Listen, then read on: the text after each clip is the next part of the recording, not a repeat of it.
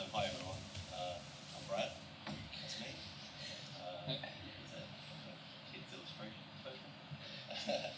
I graduated like 2 years ago. I'm making games for 5 years.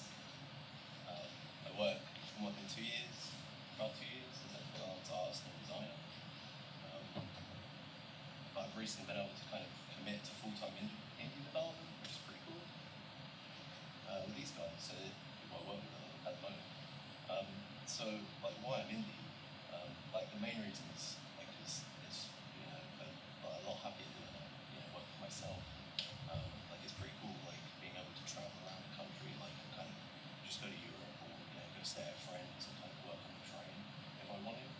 I'm not kind of tied down. I don't have like a structured day really.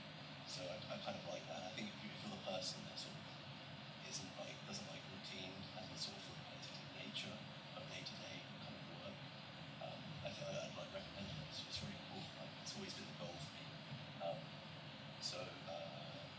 You have a lot more creative freedom. Can I just ask you to speak up Sorry. a little bit, Brad? Is that Yeah, okay? sure.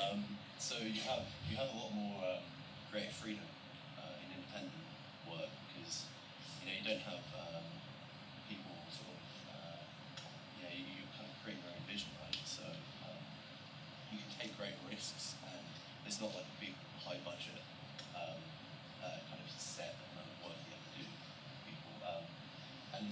Another reason is like there's this thing called passive income. So that means like income that you get without kind of little work. So the idea that when you rent a house out, that's kind of passive income. And in the same way, like when you release an indie game, you own that indie game. Everything you make is yours. So if you're doing studio work, you're just kind of paying bills to get by. But then you kind of have to save up that money. So that's one thing to consider. And also having no boss is pretty cool. So like one thing I would say, like if you're considering being independent, I think for me it's really important to have role models.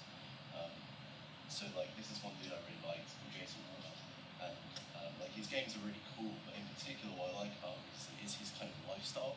So he actually, it's kind of cool that he's programming in the woods, no shoes on. But what's good about him is like he lives quite simply, like not in excess, right? He has like kids and like maintains like a family life, but also still makes games. So it's not all about work for him, and I really kind of admire that. So that's sort of like as a person, that's kind of who I aspire to and the way he lives. And then similarly, another dude I like is Edmund. He's been more successful, and the reality is like most independent people aren't successful like he is. Like most people just kind of just about scrape by. But what I like about him is he's kind of fearless in his design work. Like he kind of just makes games about whatever he wants to make and like really personal issues. So I identify with him on a more creative level. And then finally, I like a dude called Jeff Minnow.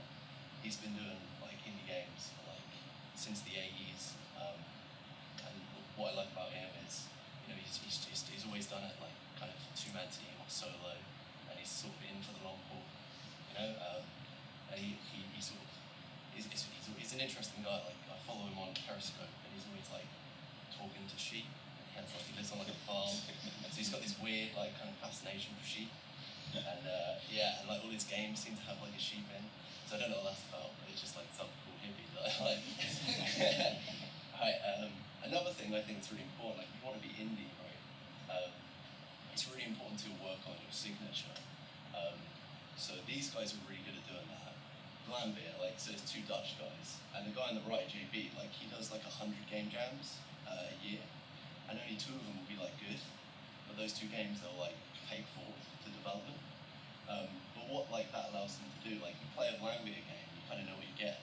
Like, there's going to be big explosions, and like, there's going to be bullets the size of the character, and there'll be like camera shake and everything. So you kind of they create like a signature. It's almost like if you watch a trailer for a Tim Burton movie, and before it even says Tim Burton, you know it's a Tim Burton movie just by the look of it. So it's like just because of his style. And I think like in terms of game film, you can kind of do that as independence, and I think that's like a cool thing to strive for.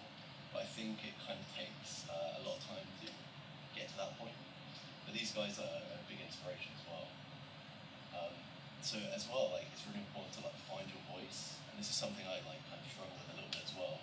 So what I mean is like learn to talk about your game, right? Like that's really hard. Like everyone can make games here, but talking about it and like articulating it is another thing in itself. And one thing that's really helped me is just to observe people talking about their games. And if you go to GDC Vault, like that's like really useful. Like there's just like a big like kind of catalogue of free lectures, and it's just full of like people talking about the game, and it helps you understand the jargon. Um, so and also like having an opinion implies you care. So I used to sort of when someone would ask me a question like when working with them, and I say, oh, I didn't know, I used to feel bad for like not knowing the answer to the question. So I'd then go home and then study it on GDC, and then come back and make sure that I did have an answer.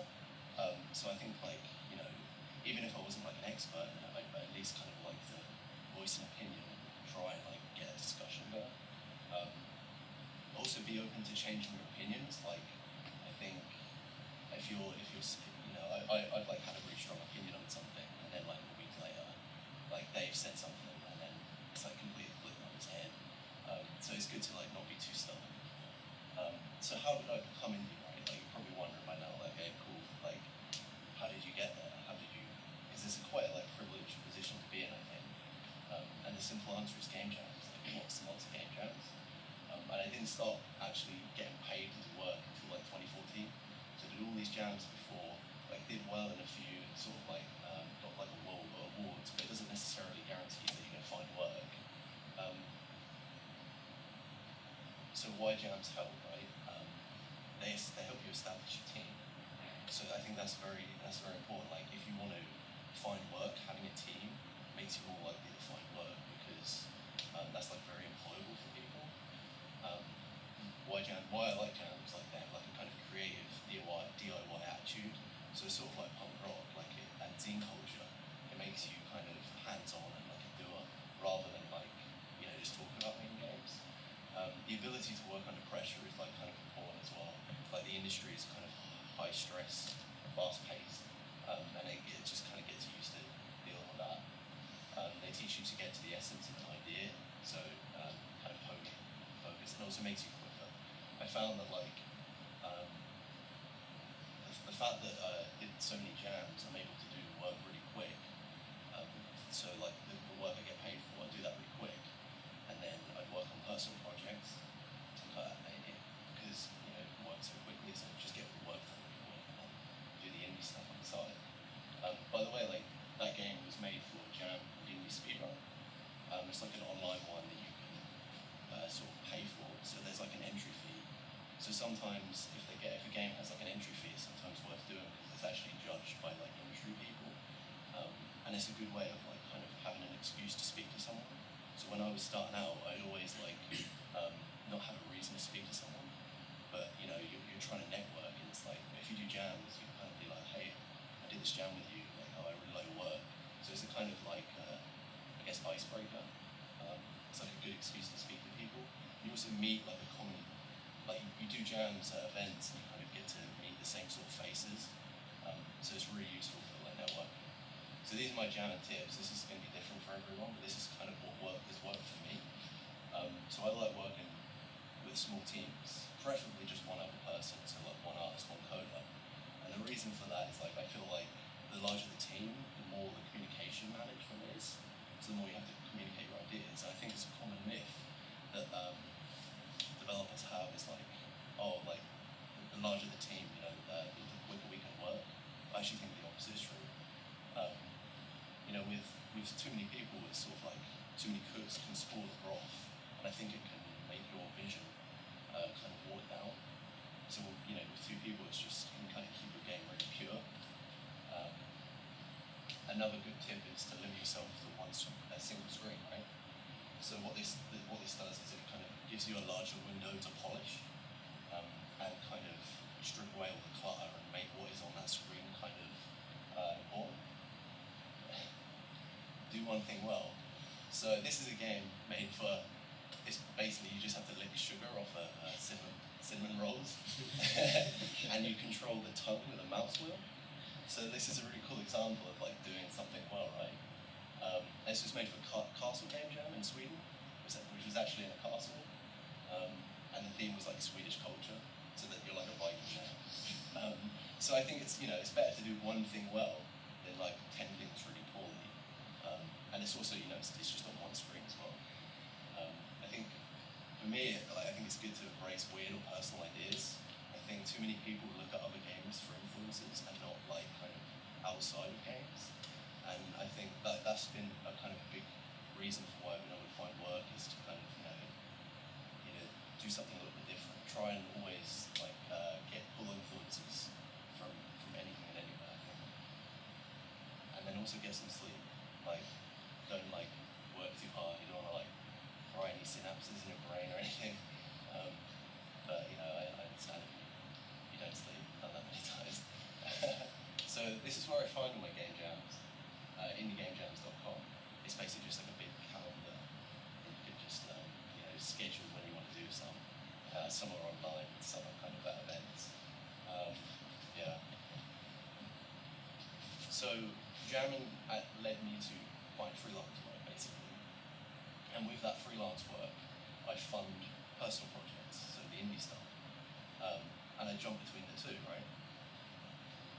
And that's kind of what keeps me happy. I think too much of anything in life, you can kind of, there's a balance to everything. So that's sort of my kind of cycle, I guess. So when I run out of money, I just find freelance work. When I've saved up some money from freelance work, I just take 3 months off and work on an indie game. And try and like get that indie game to make money. And hopefully, if I just keep doing that, then like have a bit of income from the indie game, and then won't be able to do as much freelance work. But that's cool. I think a lot of independent people, that's the sort of what they do. They just jump between freelance work. So basically, like the way I found freelance work is I did game jams, made a game, finished the game. Like that's really important to finish your work, and then you take it to an event. And I recommend like for students to like go to Norwich Game Festival. You can basically just email the guy and say, hey, can I have my game here? Can I showcase this game? And they'll be like, yeah, that's fine. It's like quite straightforward to get into, and I don't think there's not like an entry fee or anything. You just have to pay to travel to get there. And you just set up on a little table and you can kind of get people to play your game. And that's like a really valuable experience, is kind of getting it. Even if you think your game sucks, it's still like a useful thing to do in terms of like if you want to find work. Another good cool event is EGX. I've probably all been like Eurogame, right?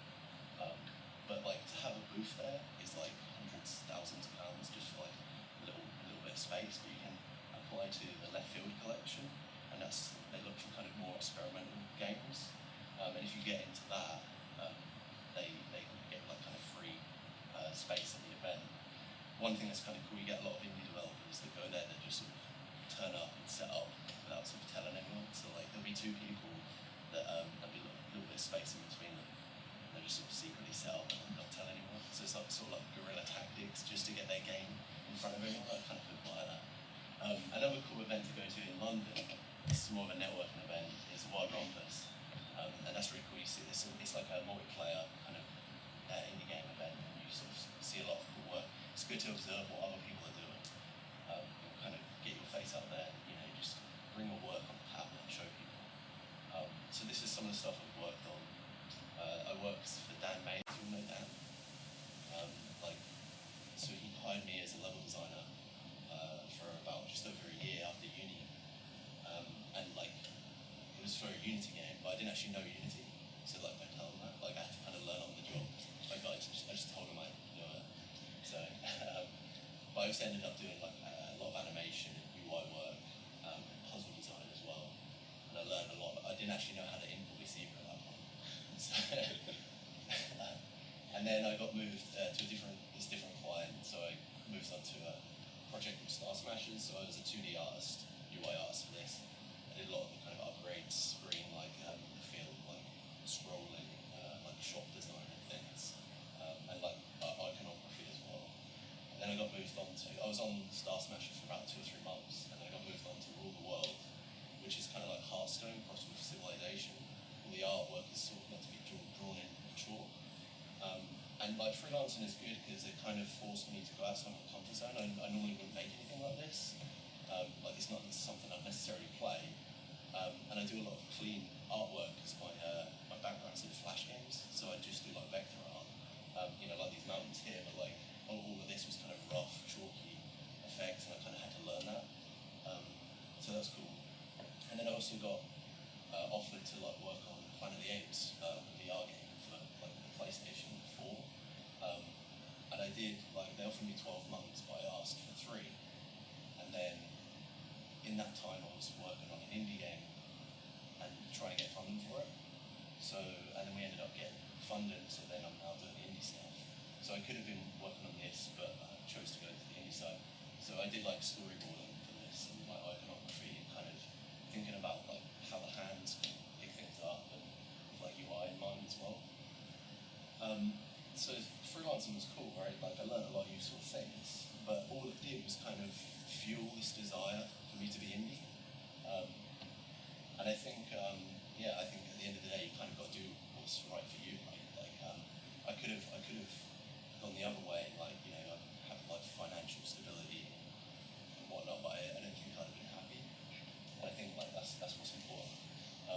But freelancing is good. I recommend that like instead of sort of just going straight to studios, I think try and find freelance work because it actually creates like a bridge between you and studio work.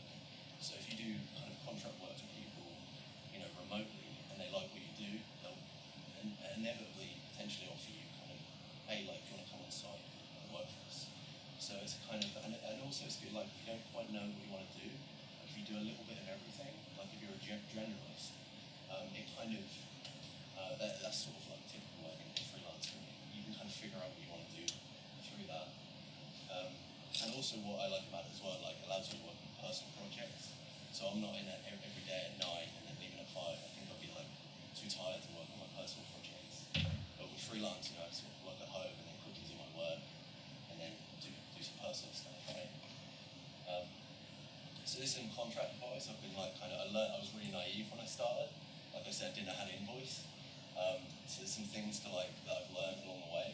Like pressure signing. So basically companies know you're hungry.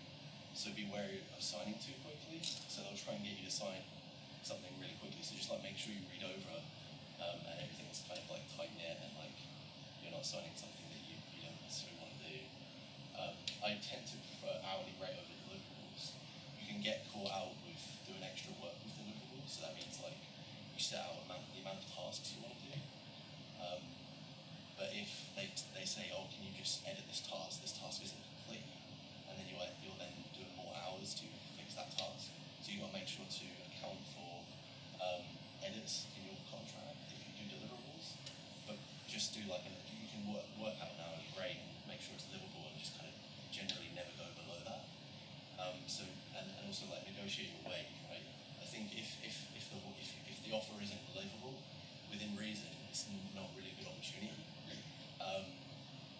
So depending on the project, right? So I'd happily work for less on an indie project, but if I got royalties, so that means if I got like a percentage of however, like if I really believed in the project and I thought it was going to do well, like I'd happily work for like a little bit less and like live on noodles for a while and then, have royalties, right?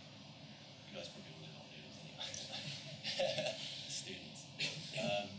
Also free labor, right? Like I think if you work for free, people assume that you work for free, and I think that undervalues yourself. And also, like, if you got to kind of be confident in like what you think you can do. Like, if you're cheap as well, like if you're really kind of cheap labor, you'll always get that kind of work. Generally, I think. So you just kind of got to check that.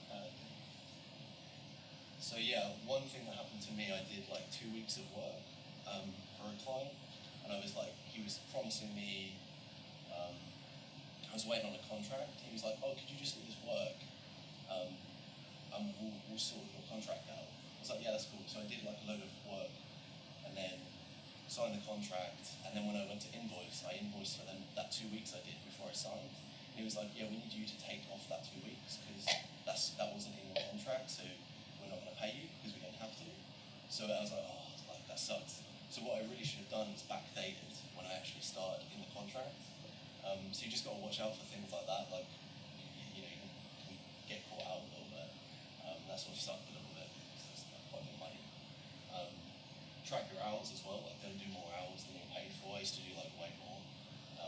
I was starting out, and you kind of don't really need to do that. It's nice to have a social life. So keep track of your finances, like keep all your invoices for like tax returns and things. Um, and know when you should be paid and how much as well. Like that's difficult. I'm like a stereotypical artist in that sense because I never used to really do that. I'm still sort of figuring it out. Um, Also, like know your rights, right? So some companies you work for, they own everything you do. So if you work for a big studio, there's sometimes in your contract, they'll own everything, even personal projects. So if you go home and release a game outside of work hours, they actually own that. So you got to check that in your contract. Like if I think like if you kind of confronted like the department, I think they'll be alright with it. Generally, it's okay, but you've always got to kind of cover yourself in case something goes wrong. Also, like if you're freelance, make sure you have certain clauses in your contract. So for me, like as an artist, I want to have like portfolio rights so that I can say I can use this work. Also to be credited for certain work, and also like to not be credited, I think is important.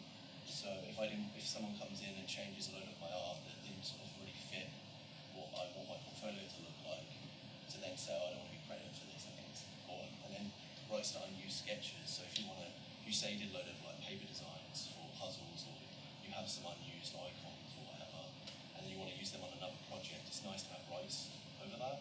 And that's how it is in illustration, but it's a little different from like a game artist. But it's really kind of similar work. If a client doesn't pay you, just keep ringing them up until they do, and just like become a nuisance. And then I think eventually, just keep ringing their accountant department, and they'll, just become a nuisance. And you'll be right. Yeah, like I said, I'm still sort of figuring this stuff out, like quite new to it. So, but TigSource is a really good place to sort of find a lot of the kind of contract and like business side of things. And there's a lot of good stories and advice there.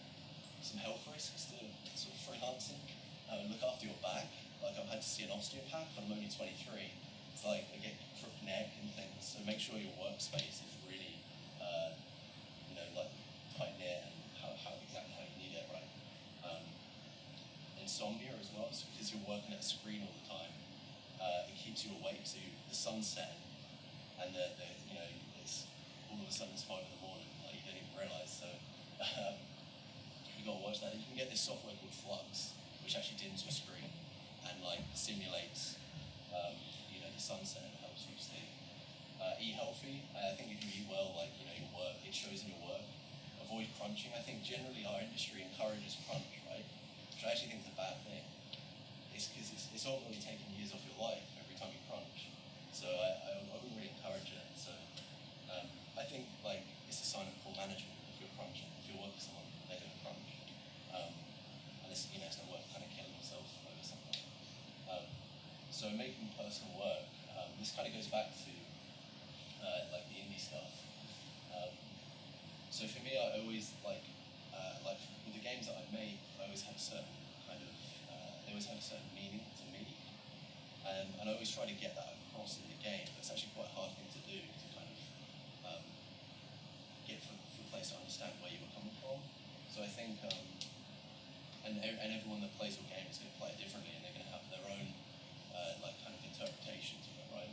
So what I've been doing recently is trying to like design with ambiguity in mind, so kind of leaving it open-ended, right? So designing something that sort of feels mysterious, so that people kind of feel their own meaning, they put their own meaning into the game. So that's kind of like where I'm at with my personal work, is trying to like play with different ideas and design. Also like authenticity and integrity. Like if you want to be an indie developer, I think that's like really important. I think that like really resonates with people, and I think players definitely know when you're being inauthentic, and I think they respect that on a deeper level if that's any work. So this is like the current game I'm working on full time. It's like a little puzzle game. The idea is that like everything is asleep. So it's kind of personal in that like I've struggled with sort of insomnia at some points. So like everything is asleep, and that's kind of exploring this dream world. And that's sort of like the premise for the game, I guess. And the characters like kind of designed around like all the women in my life. So like my mum, my sisters, my girlfriend, and things. So it's sort of for them, I guess.